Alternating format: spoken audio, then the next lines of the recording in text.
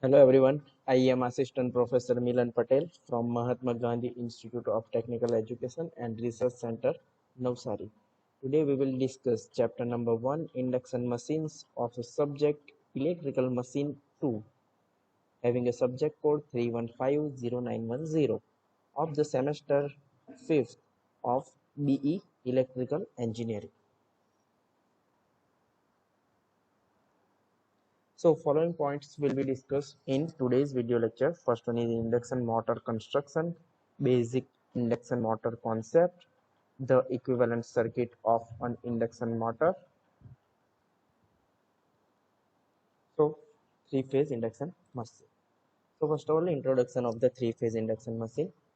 Asynchronous machines are those machines which do not run at synchronous speed. The another name for the induction machine is asynchronous machine which do not run at a synchronous speed, and we know the equation of the synchronous speed ns is equal to 120 f by p, where f is the supply frequency and p is the number of poles. Now most of AC motors are induction motors. Induction motors are favored due to their ruggedness and simplicity. In fact, 90% of the industrial motors are induction motors because robust construction of it. By induction motor, we mean that the stator windings induces a current which flows in the rotor conductors like a transformer. So, induction motor is also same as a transformer in which stator works as a primary winding and rotor works as a secondary winding of a transformer. So overview of the three-phase induction motor. So induction motors are used worldwide in many residential, commercial, industrial, and utility applications. Induction motors transform electrical energy into the mechanical energy. So in induction motor, electric energy were as an input, and at output mechanical energy will produce. It can be part of a pump or fan or connected to some other form of mechanical equipment such as a winder, conveyor, or mixer. So cutaway of the modern induction motor.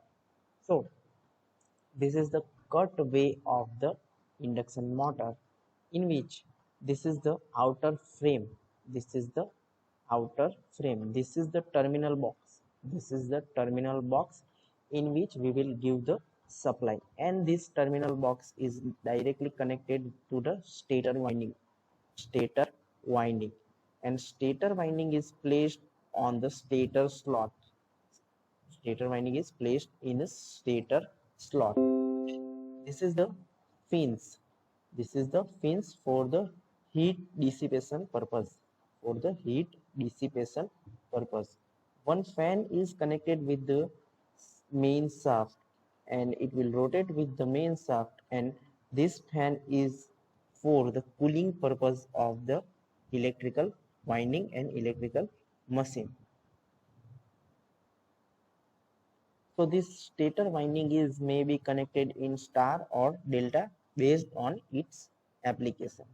So this is the main shaft on which rotor is mounted, and this shaft is rotated or placed on a bearing which is fixed on a stator, and this rotor is mounted on it. This rotor is mounted on this shaft, and this is the output shaft at which we will get the particular required torque and speed of the motor. So mechanical output will be delivered from this.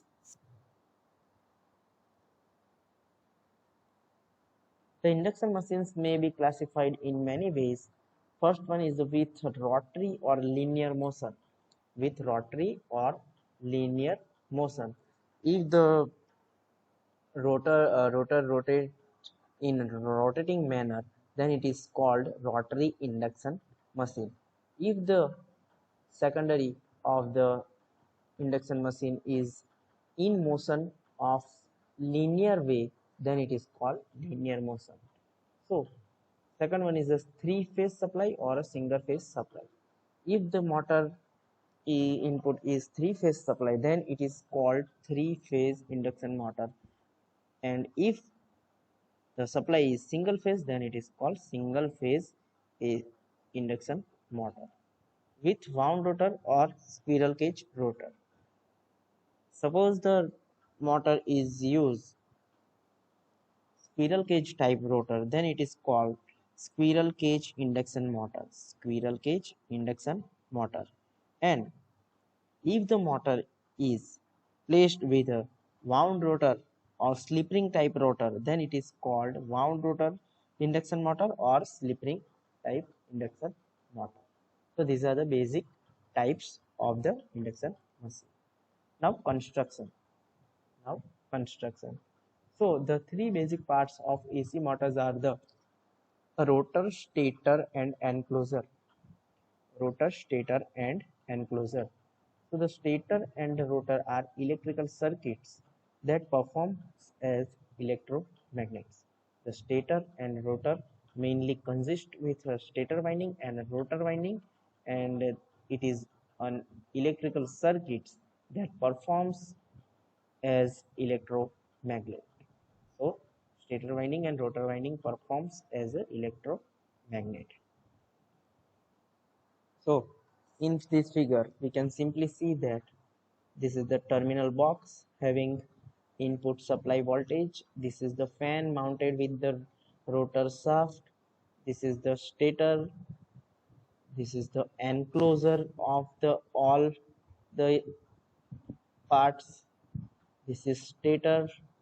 This is the rotor, and rotor is placed on the bearing, and on rotor windings are placed for the electromagnet purpose. So this is the basic construction. Main three parts are there: rotor, stator and enclosure. Rotor, stator and enclosure. So an induction motor is composed of a rotor known as an armature and a stator containing winding connected to a polyphase energy source. So induction motor is composed of a rotor and known as an armature and a stator containing winding connected to the polyphase energy supply. So we have to give supply to the stator side in three phase induction machine, and rotor is called armature. Construction of rotor. Construction: the rotor is a rotating part of the electromagnetic circuit. The rotor is a rotating part of the electromagnetic circuit. It can be found in two types. First one is squirrel cage type rotor. Second one is the wound rotor, or another name for the wound rotor is slip ring type rotor.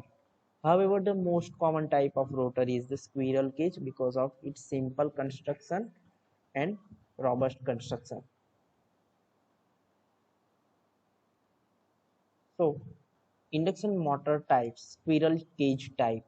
So rotor winding is composed of a copper bars embedded in the rotor slots and sorted at the both end by the end rings. So it is simple in construction. It is made up with the copper bars embedded in the rotor slot. So copper bars are placed in the rotor slots and they are sorted at the end by the end rings by using end rings. Now simple construction, low cost, robust construction and low maintenance are the main advantages of the squirrel cage type rotor. Now wound rotor type rotor. So rotor winding is wound by wires. Rotor winding is wound by wires. The windings terminals can be connected to external circuits through slip rings and brushes. So in this type of rotor, we can add extra resistance using external circuit using the slip ring and brushes. So in this type of rotor, slip rings are used. That's why it is also called slip ring type rotor. Slip ring type rotor. So easy control speed. So speed control is easy in this type of rotor, but it is more expensive. So for speed control purpose, this type of rotor is used. The main parts of any induction machines are: first one is the stator slotted magnetic core. Stator slotted magnetic core. The stator electric winding. The stator electric winding. The rotor slotted magnetic core. The rotor electric winding. Fifth one is the rotor shaft with bearings. Rotor shaft with bearing. The rotor frame with bearings. The rotor frame, the rotor shaft with bearing, and also the stator frame with bearing. The cooling system. The cooling system of the induction machine. And last one is the terminal box, in which we will give the supply to the induction machine. Now this is the cross section of the stator of the induction machine, in which we can simply see that this is the enclosure. This is the enclosure in which stator slots are there. These are the stator slots. These are the stator slot, and these fins are provided for the cooling purpose or heat dissipation purpose.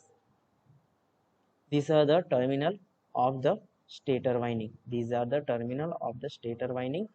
This is the here three terminals are there. That's why this is a three-phase stator winding. Three-phase stator winding is so. Coils in the rotor. Coils in the rotor are placed like this. Coils in the rotor are placed like this. This is the squirrel cage type rotor. This is the squirrel cage type rotor, in which we can simply see that these are the copper bars. These are the copper bars, and they are sorted at the end. They are sorted at the end. And this type of rotor is look like a cage. Look like a cage. That's why it is called squirrel cage type rotor. Now a wound rotor with slip rings. A wound rotor with, so this is the another second type of rotor, in which these are the rotor slots, in which rotor windings are there. In which rotor windings are there. In squirrel cage there are rotor bars, but in this type of rotor, this is the rotor winding. And this rotor is this rotor shaft is placed in bearings. These are the slip rings 1, 2 and 3. So this rotor winding contacts are connected with the slip rings, and using this slip ring we can simply connect external resistance to the rotor circuit in this type of induction machine. So these are the slip rings, and these are the terminals of the rotor winding are connected to the slip rings. Now construction features of the squirrel cage and wound rotor type motor. So stator. The stator consists of a stator frame, core and stator winding. Stator mainly consists of stator frame, stator core, stator winding. So first of all, stator frame. It is the outer body of the motor used to support the stator core and windings, and also to protect the inner part of the machine, and the frame may be die cast or fabricated. The frame may be die cast or fabricated. Now stator core. The stator core is assembled of a high grade low electric loss silicon steel punchings or stampings. So stator core is made up of high grade low electric loss silicon steel stampings. Stampings are used to reduce the eddy current, to use reduce the eddy current losses. The thickness varies from 0.35 mm to 0.7 mm of each slice. The laminations are used to reduce the eddy current losses, and the laminations are slotted on the inner periphery and are insulated from each other. So the insulated stator conductors are placed in these slots. Now stator winding or field winding. The stator conductors are connected to the form a three-phase winding, and the phases of the winding can be connected in either star or delta and placed in the stator slots. So in stator slots, stator windings are placed whether it is connected in star or delta, depend on the requirement. Now rotor. The rotor comprises of a cylindrical laminated iron core with slots on outer periphery, and the rotor conductors are placed in this slot. So rotor conductors are placed in the outer periphery slots provided on the rotor, and the laminated cylindrical core is mounted directly on the shaft or a spider carried by the shaft. So the laminated cylindrical core is mounted directly on the shaft or a spider carried by the shaft. There are basically two types of rotor construction are there. First one is a squirrel cage type and second one is a wound rotor type. So in squirrel cage type rotor, no windings and no slip rings are there. So there are no windings and no slip rings are there. In squirrel cage rotor bars are there, and the bars are sorted at the end. Now wound rotor type. So it has a three-phase winding, usually star connected. It has three-phase winding, usually star connected, and the winding ends are connected via slip rings. So we already see in figure, and usually they are connected in star. So wound rotor type rotor winding are always connected, mostly connected in star manner. Squirrel cage rotor. So in this cage construction, the rotor conductors in the form of bars made of copper aluminum are placed in rotor slot parallel to the rotor shaft, and the rotor bars are short circuited by the end rings of the same material at each end.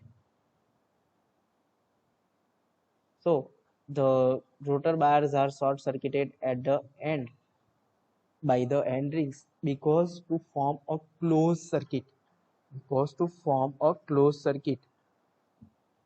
and the current only flows in closed circuit. That's why we need a closed circuit in a rotor circuit. The rotor slots are not parallel to the motor shaft but are skewed